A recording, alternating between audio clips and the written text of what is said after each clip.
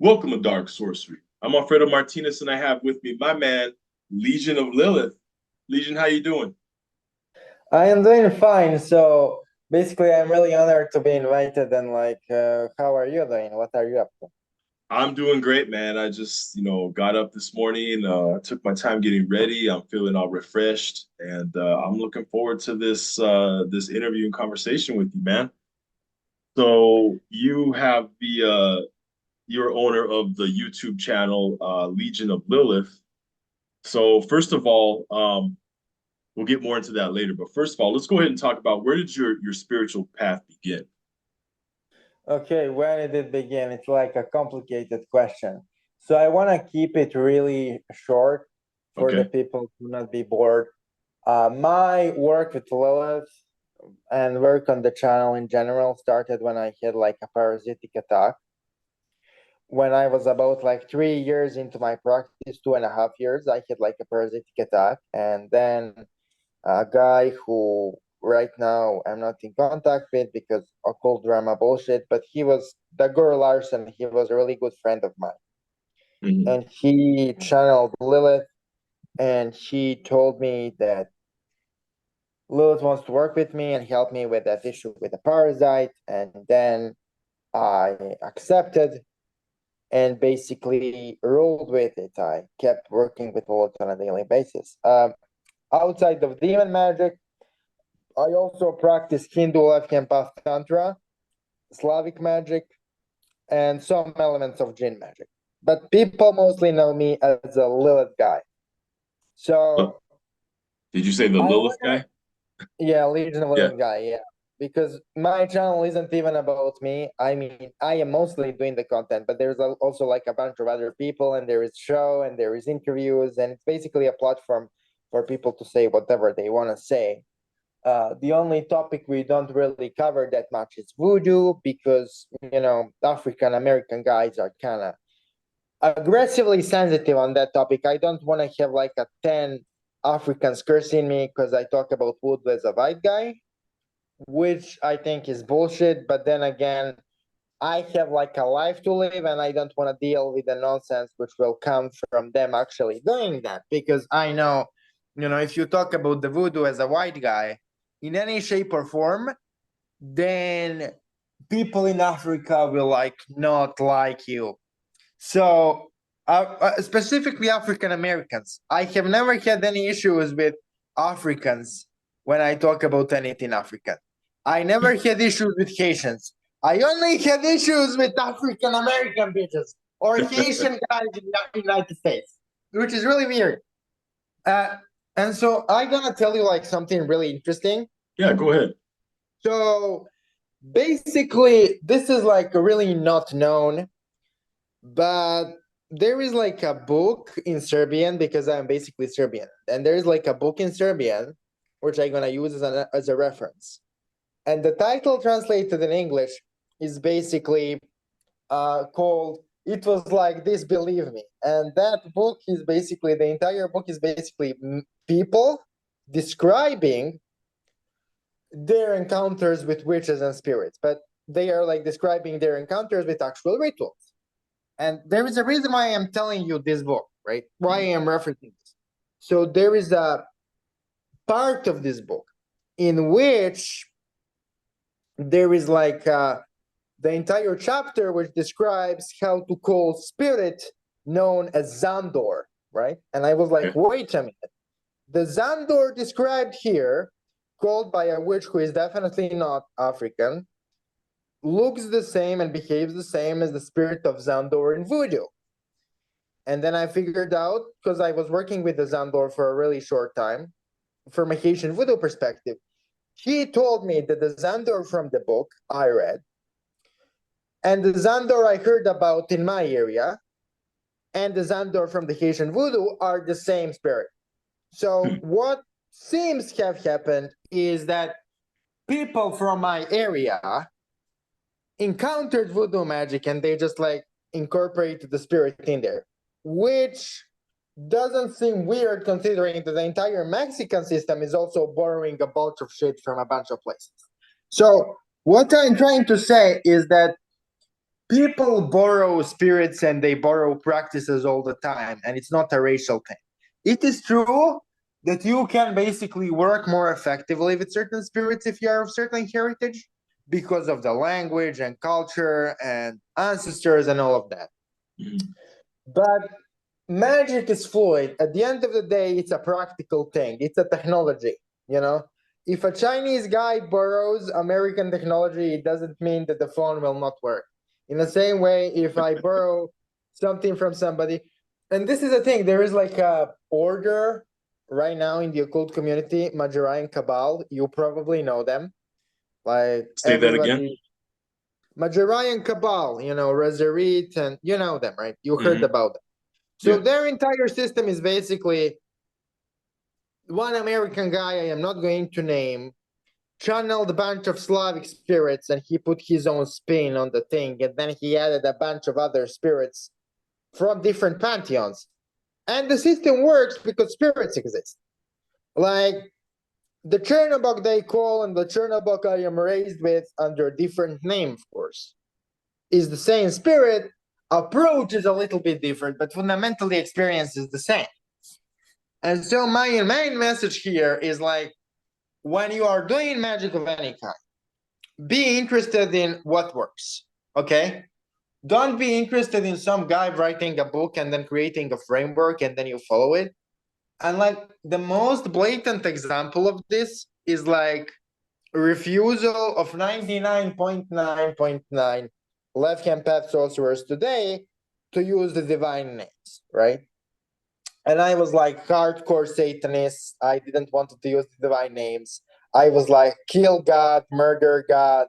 It's Right. bullshit. Kill Yeah. Jesus. I went through that as well, so I can And relate. he killed Jesus and murdered the guy, burned him alive. And then I am working with Lola Daily, and she was like, you should look into this divine names thing. And I was like, why? And then she was like, you don't understand what's the subject of the matter. And then I figure, wait a minute. Then I start studying this.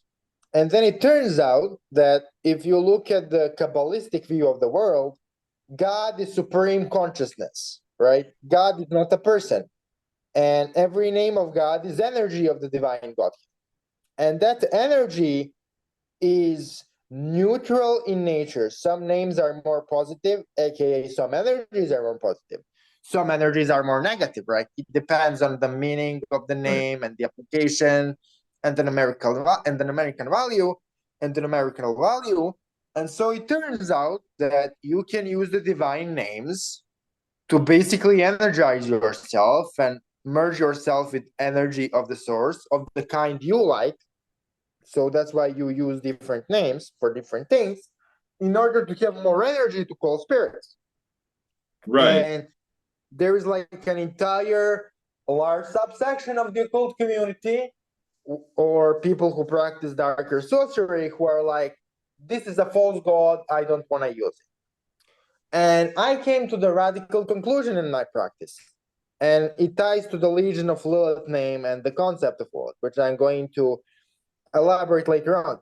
The god, as the cult community envisions it, which is like a false demiurge, which generates false light and it traps everyone, and he creates a false church, and everything around it is false, and everyone who is Christian is false, and they should be spiritually exterminated, as the occult community claims it. All of that is basically their own childhood trauma projection.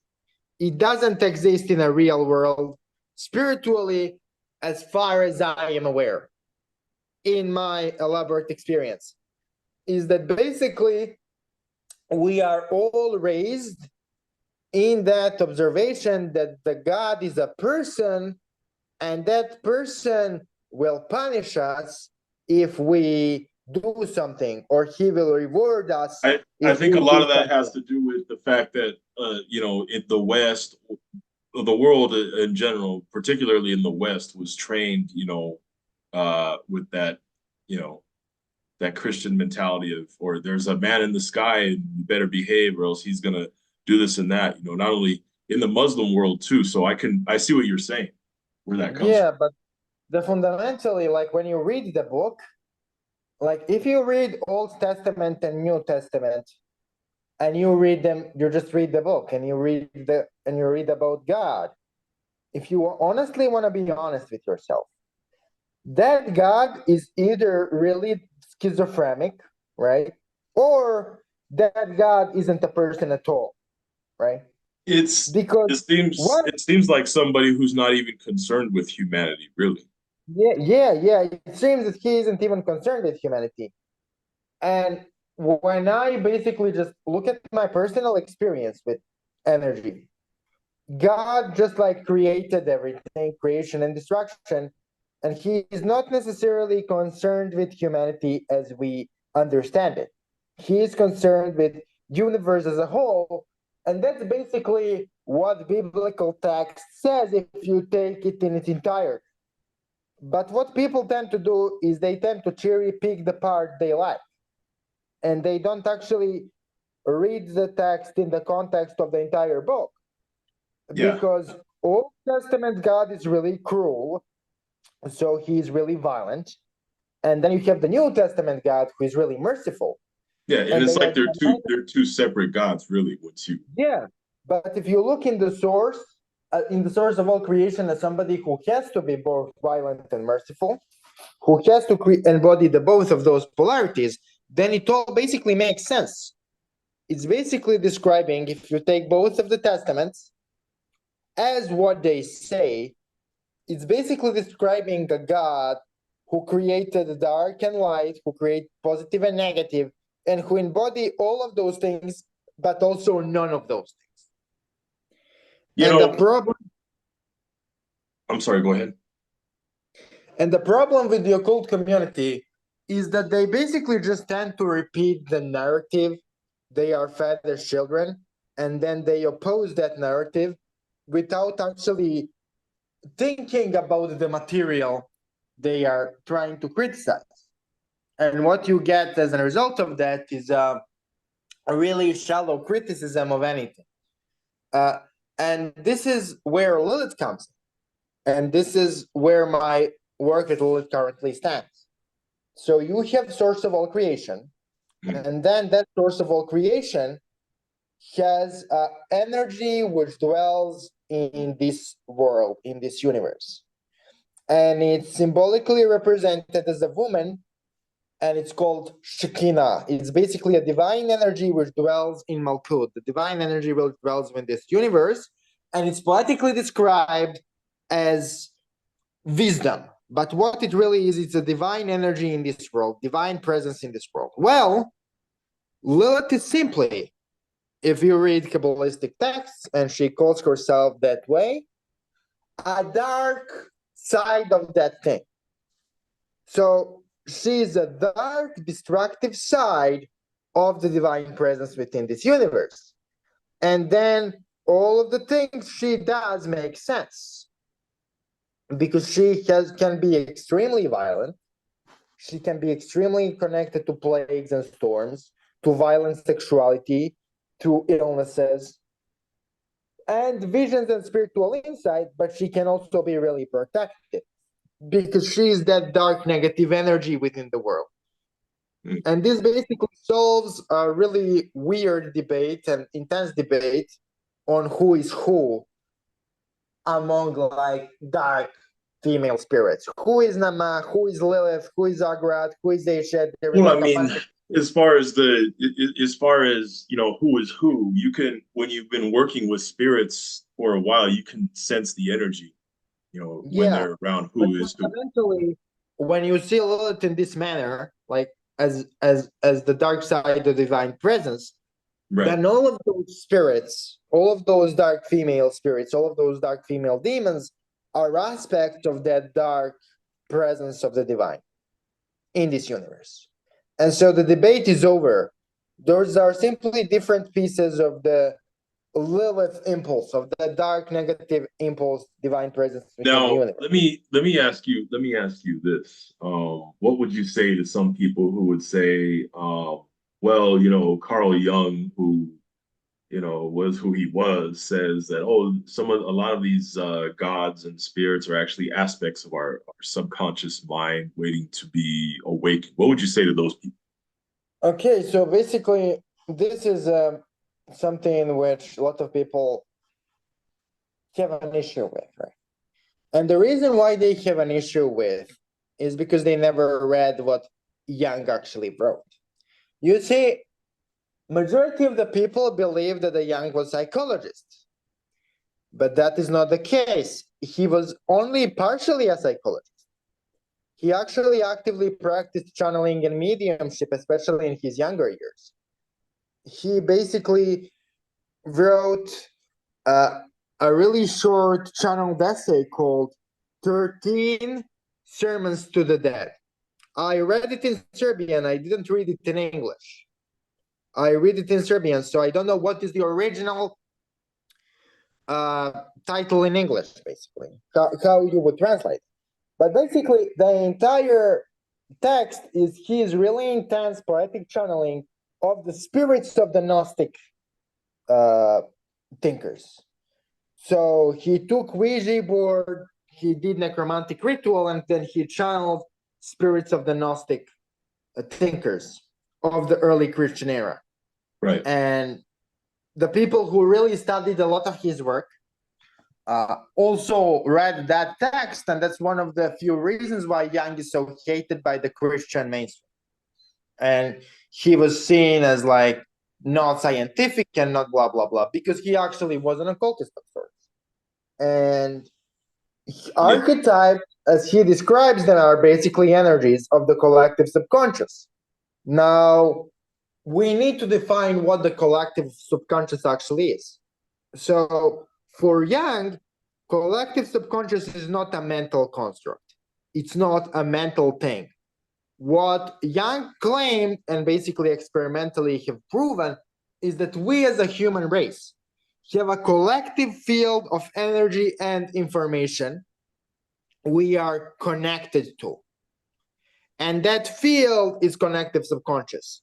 And all of the information stored in that field, when they come into contact with us, with our minds, we interpret those energies as archetypes. And we have dreams as a result, which are archetypical in nature. That's what Jung claimed in many instances. And that theory of a collective field we are all connected to was a main basis for his theory of collective subconscious. So if we really want to be honest with what he actually wrote, what he wrote is not that much different from what occultists are talking about. Yeah, And, I get what you're saying. Go ahead. And people who criticize Jung, a lot of his critics never read his work because he was pretty clear that the collective subconscious is a field of energy information which externally exists, objectively exists, and we are simply all connected to it. And in some of his interviews, when he was really, really old guy, he claimed the following: I don't believe in God, I know he exists. Well, somebody who simply claims to believe in energies / spirits from a intellectual construct standpoint wouldn't say such a thing. That kind of a statement can come only from somebody who is occultist. The thing with Jung is he managed to trick everybody. He managed to present certain esoteric truths so convincingly that even people who are not into the occult had to accept the validity of his claims. And that's the reason why many of Jung's statements are basically mainstream psychology. But the thing is, people who read him, people who study him, do not understand what he wrote because they don't want to accept it. Right. And I can see how a lot of these people who are looking into his material are either completely on the psychology side or completely on the occult side and not able to consider, give the other the benefit of the doubt. Now, no doubt when you take a look at Carl Jung and you start looking at the field of psychology, get more into Jung, you realize that there's a lot that's being hidden from us that we weren't taught in psychology class, and there's a whole mysterious side that's been kept from the public, of course. And you can tell that he was definitely into the occult. Yeah, Uh, but Go yeah, ahead. yeah. But what I want to say is that basically, when I started practicing the occult, right? I studied young as a student of psychology, and I was like, I And want to that's know good what. for people to do. The psychology is good. Yeah, yeah. When I started studying young, I was just interested from a psychology side, right? Mhm. Uh, but then I just disregarded him because I was like, spirits are real.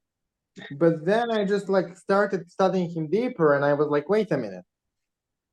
He wasn't saying spirits are not real, and he wasn't saying this is not this is all mental either. He was actually in the middle. So he spoke about subjective about collective subconscious as an external field of energy which actually exists. And so he was in the middle. He was Okay. middle ground. He was Now, saying that what we see in dreams, what we see in rituals, what we see in alternative states of mind are our own interpretation of the collective subconscious. But the collective subconscious is the energy which objectively exists. yeah, It's it not does. a Whether you mental believe it or construct. not, it's there. Therefore, Carl Jung was not materialist, and he didn't try to diminish the spiritual experiences of the patient. And his dream interpretation technology is extremely valuable to any occultist, because if you learn symbolism according to Carl Jung and you apply it to interpretation of the spirit presentation in ritual, basically spirit tells you everything you need to know about him by the way he appears.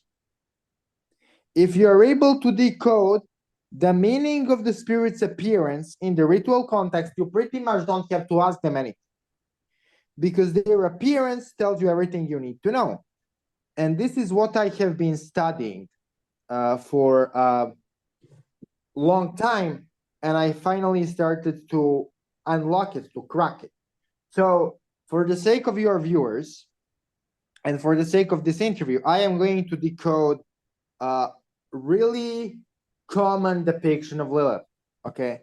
Okay. So Lilith is usually depicted as a woman with red hair, right? Right. Curly, messy red hair. She is completely naked. Her skin is pale, and she is holding a golden cup of wine which turns into blood. That's a description of what we all seen a lot of the time. It's like really popular. People post it all the time. Mhm. What you also see a lot is Lilith having horns, but the original description is like Lilith without horns. But let us decode the image. So the first thing we all see is Lilith has red hair. So red is the color of Mars. It's a color of aggression. It's a color of passion. The hair is messy. It's not organized. That's a representation of chaos. It is really, really not well maintained. It's not orderly hair. It's a messy hair.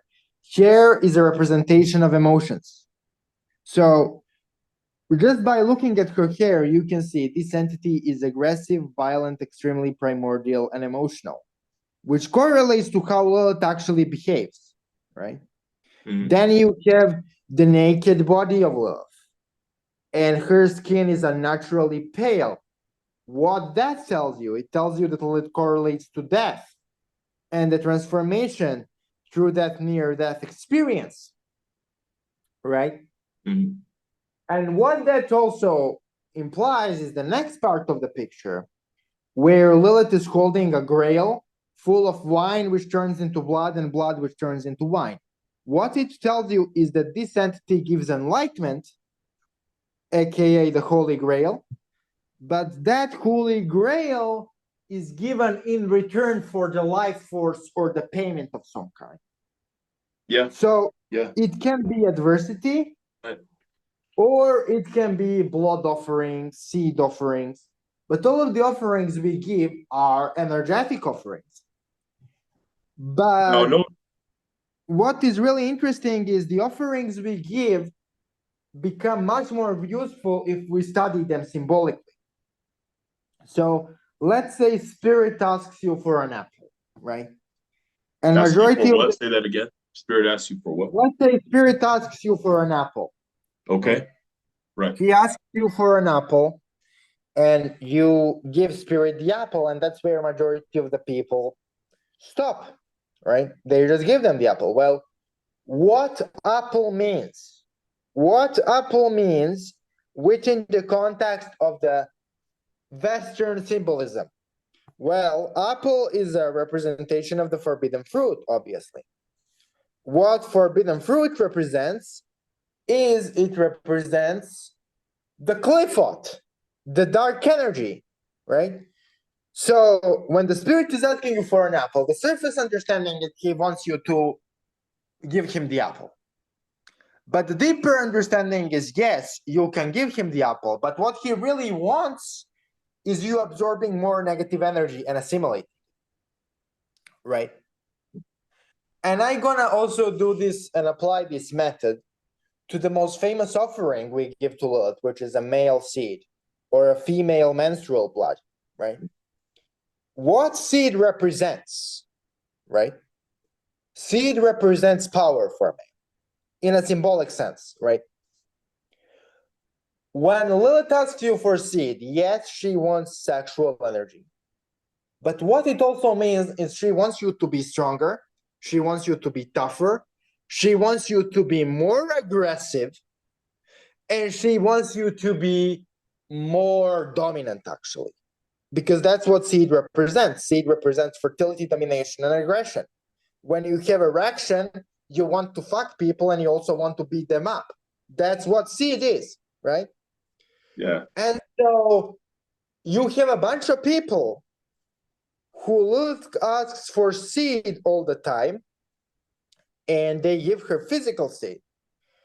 And they just give seed over and over again, and then they are drained, right? But what really happens is when Lilith asks them to receive seed, yes, she wants an offering, but she also wants them to man up, right? She wants them to have that domination and aggression and resolution and the resoluteness. I've noticed that this is common with when working with a lot of demonic entities. They'll go ahead and you know, as you give, some of your life force will be given as an offering, but in return they'll make you stronger and just like you're describing. This seems to be, yeah. Yeah, but like they are asking you those offerings also to send you a message. Mm-hmm. So it's not, what people don't understand is that when you are in a ritual, you are basically dreaming in a waking state. Mm-hmm. So everything spirits tell you, in the same way that everything in dream is obviously symbols, everything spirits tell you is also symbolic. Mm-hmm. And so would you say that daily ritual allows you to absorb that information more easily? Like if they're sending you messages, and you've been spiritually in tune and commonly doing rituals and stuff every day, you're able to receive that information more easily. Whereas if you're not, you may miss it. Would you agree with that? So I basically agree, but also disagree. Because when you do too many rituals, it all depends on the ability of your consciousness to absorb the energy and information. Mm-hmm. A lot of the people do rituals, and then those rituals become a way for them to escape the world, to escape the reality. And mm-hmm. This is why every ritual is the same. So then it's like drugs then. Would you say it's like drugs? People use it as an escape.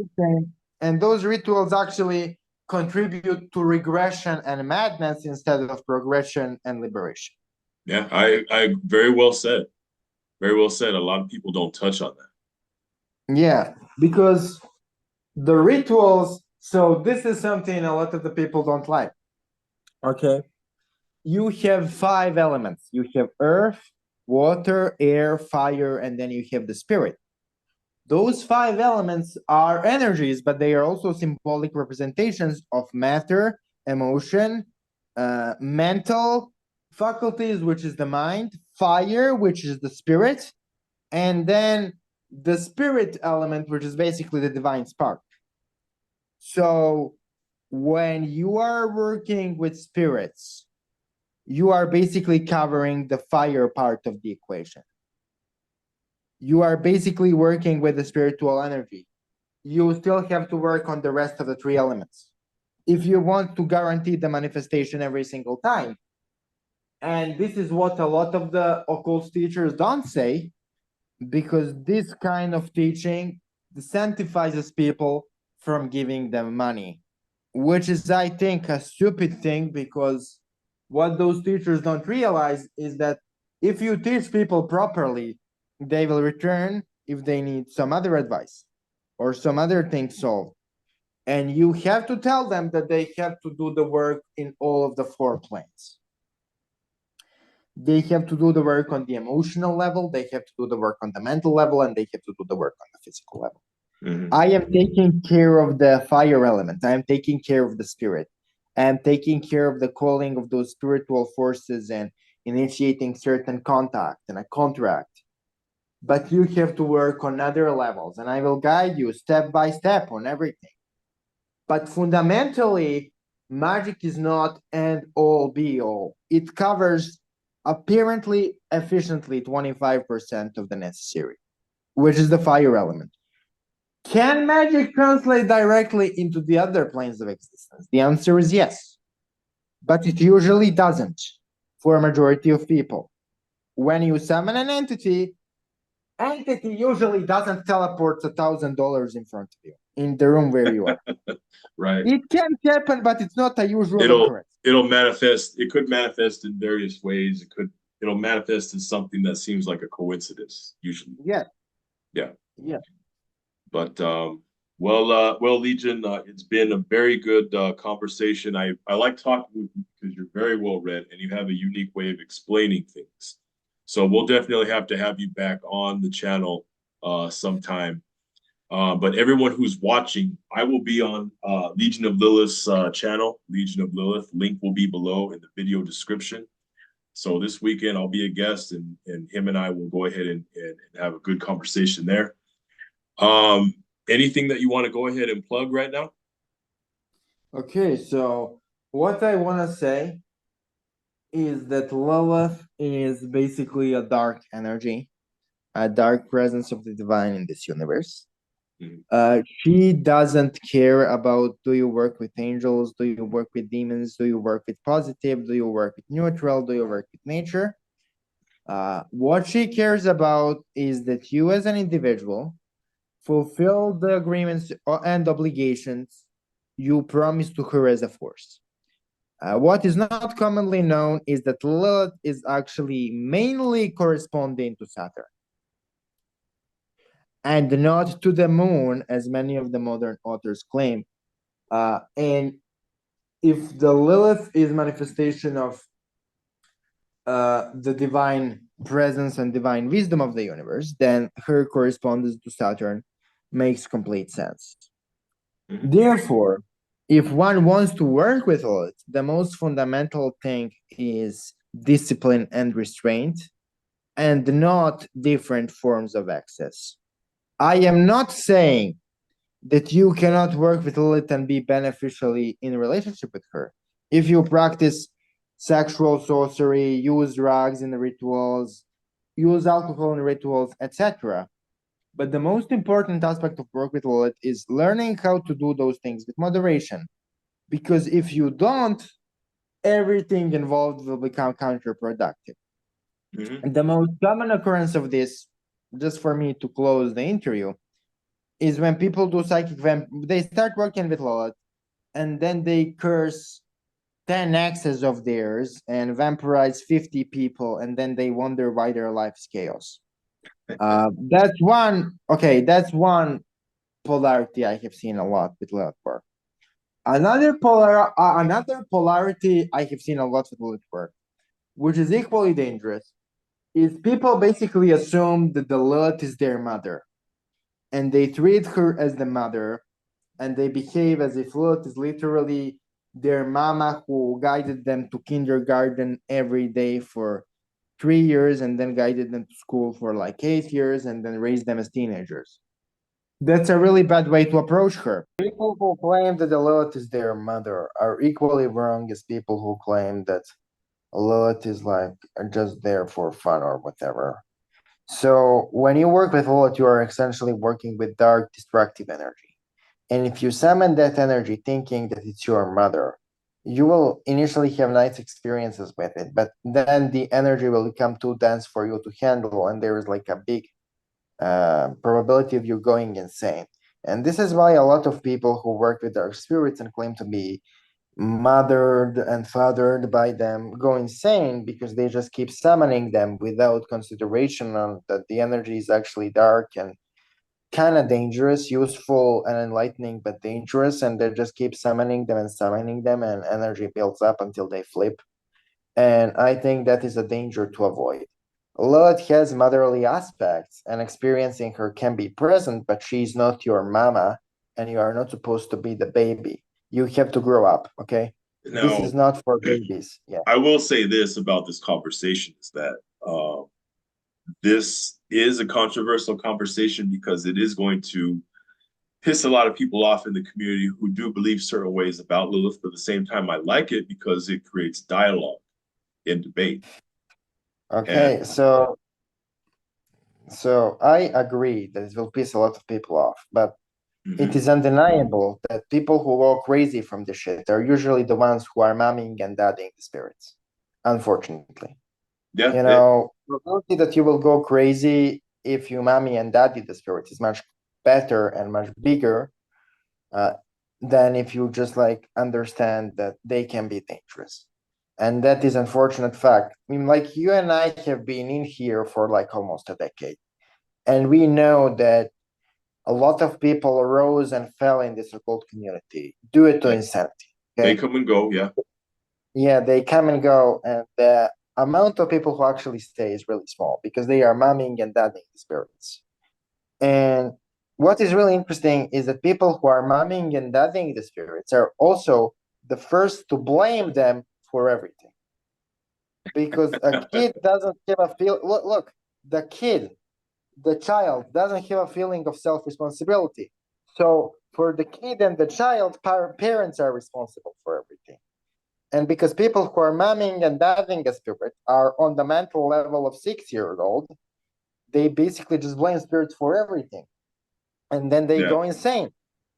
And so this is a note where I wanted to end this interview because I think those two things are really important to discuss. And I'm sorry for extending this maybe Mhm. beyond Yeah, what I you planned. I agree. Now let me ask you something else here.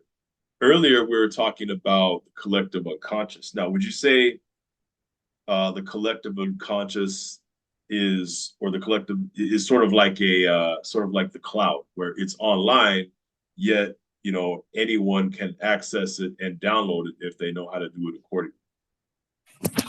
So okay, I am not basically pulling it out of my ass. The guy who discovered it, Carl Gustav Jung, is describing it exactly as a cloud. The thing is, they didn't have internet in the early 19th century, in the early 20th century, before the World War II, when the bunch of Jung's work was actually written. So he didn't use the word website and internet, right? Right. But if you translate what he said in modern terms, that would be something he is describing, right? Mm-hmm. Because what he says is that all of the symbols are coming from the field of the collective unconscious, right? So he is clearly describing a field, some kind of external memory or external fear from where all of those symbols or energies and dreams are coming from. And this is why you can reliably decode certain symbols and do archetypical psychoanalysis and get more information about people because those energies are objective.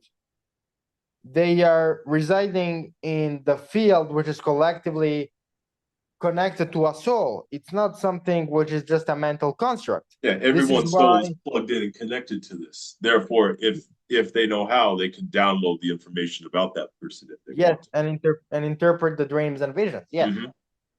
Right. And that's basically what he wanted to say, and that's what he was saying. Now, people who study him today, they don't like that aspect of his work. They usually end at all of the myths have the shared symbols, and that's it. What he was saying was interesting because he was like studying mythology. That wasn't the goal of his work.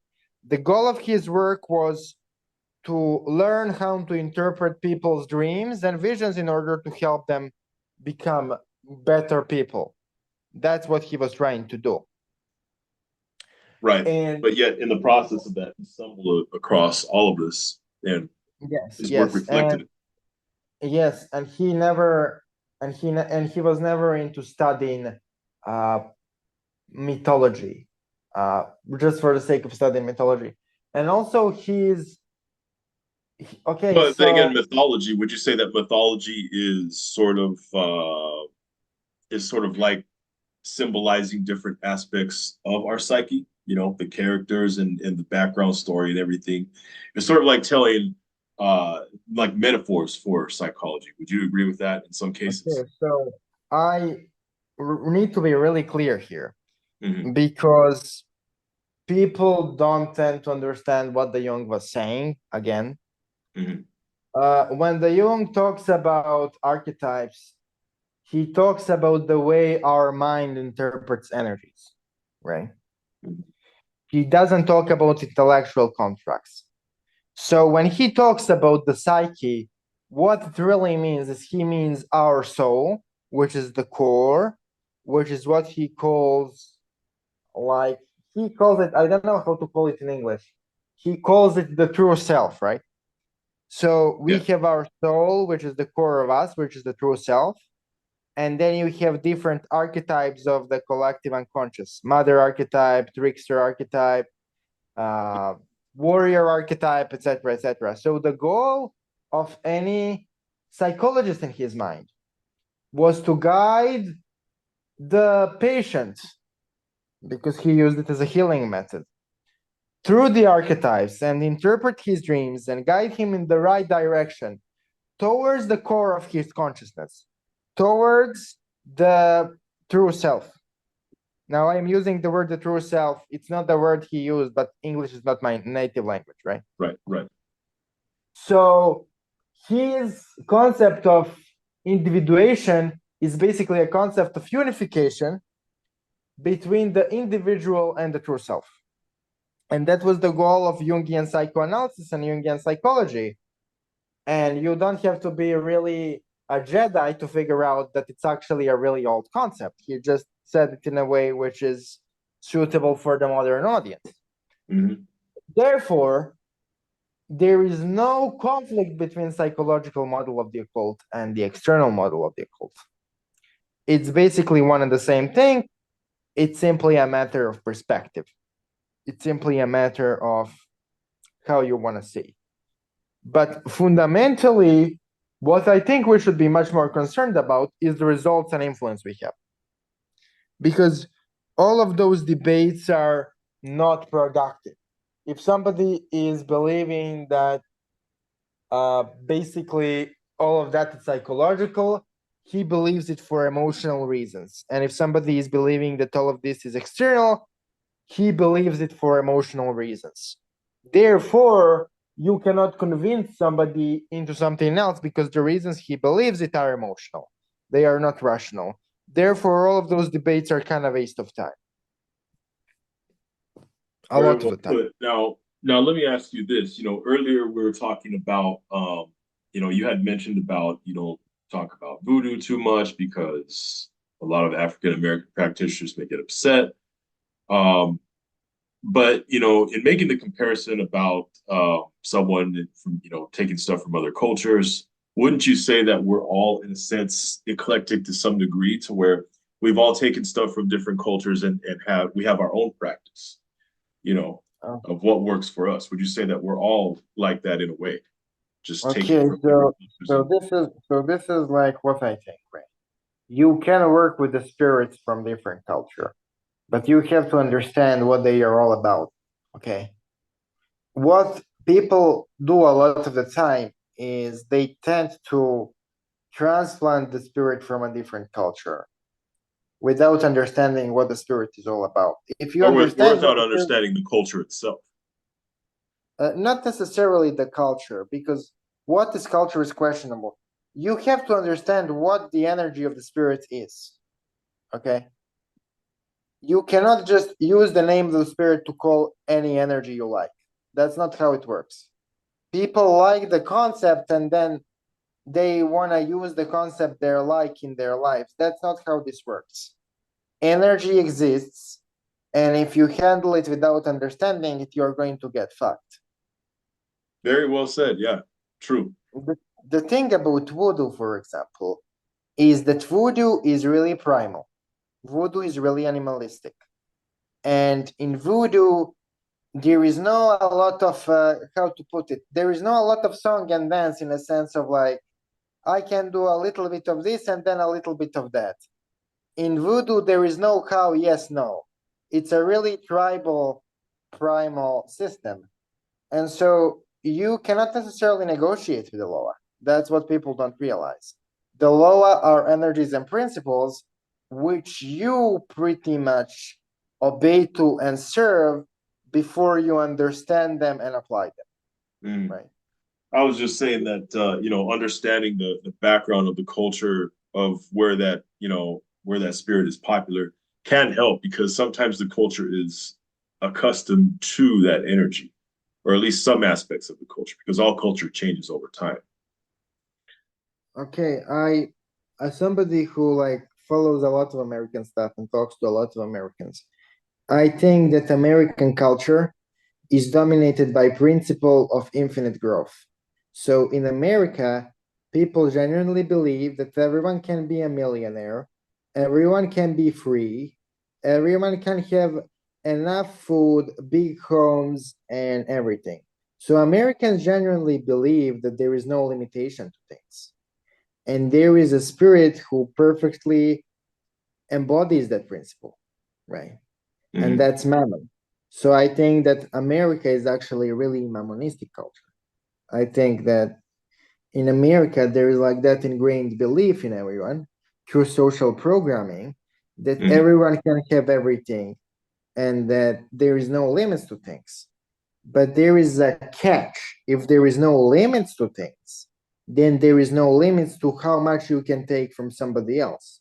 So where everyone has everything, nobody has nothing because three guys take everything. So Eventually, yeah, yes, the piper must be paid, right?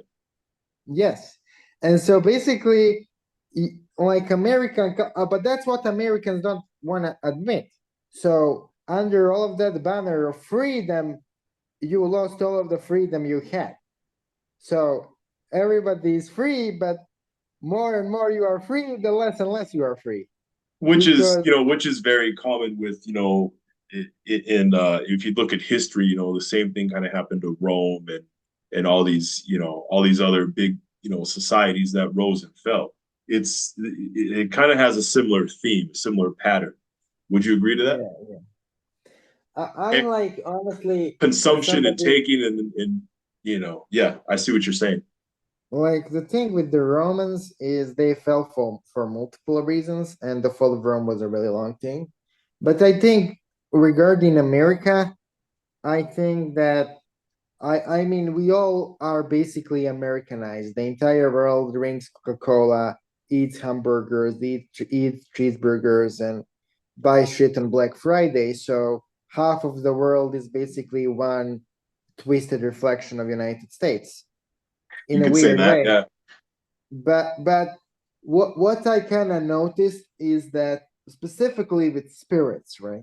Hmm. With spirits, when you work with spirits and when you meditate, you kind of come to realize that fundamentally, no matter what happens, we are all connected to the same field of collective subconscious.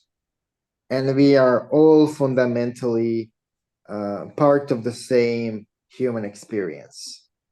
And that all of those regional things are important and interesting, but they are simply regional perspective on the global experience of the human condition. And that is something that becomes really evident if you go deeper Yeah. next week. Who is like your main entity?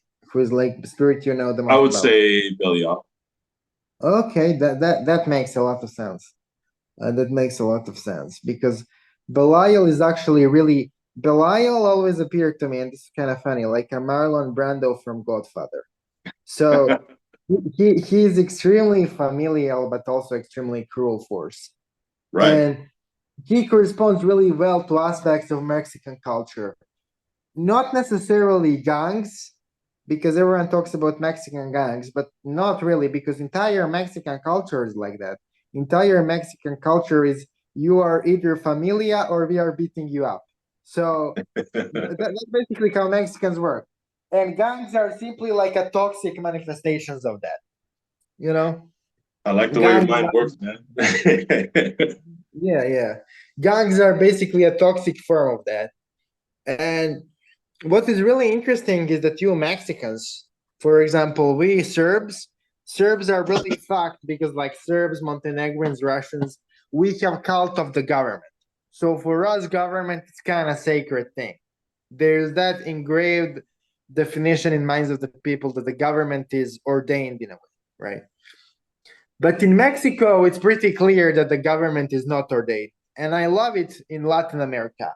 Like when you talk to Latin Americans, they're gonna openly tell you it's nothing. They just like manage to be there and they have the money and that's it. You know, and nobody tries to deny it. I really love it about late Latin Americans. A lot. Yeah. Oh man, right on. Well, it's been a very good conversation. I enjoy talking with you. To the everyone watching, once again, I will be on Legion of Lilith this weekend. Link below in the video description. Check his channel out. Subscribe, hit the bell. Nothing but good stuff on there. Um, Legion, thank you for your time. Thank you for coming on. Thank you too. Thank you for inviting me. All right, no problem. And everyone who's watching, like and subscribe to Dark Sorcery.